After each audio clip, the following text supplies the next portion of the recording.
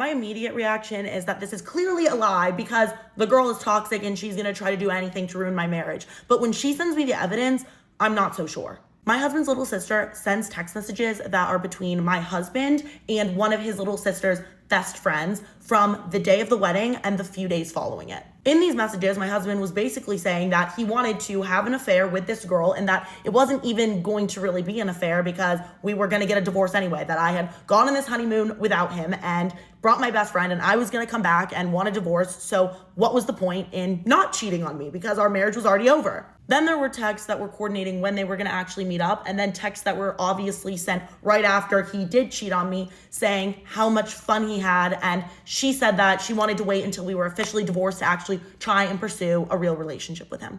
In most cases, I would have immediately thought that these texts were fake and not given them a second thought because of how toxic his little sister is.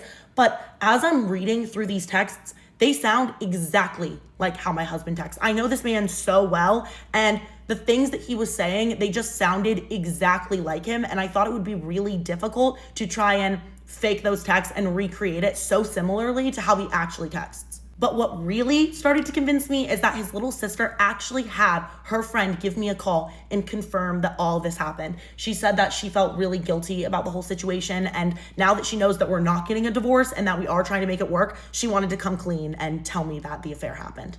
Because even if his little sister is absolutely horrible, what is the likelihood that she has an equally as horrible friend that would be willing to lie and ruin a marriage of people that she doesn't even know?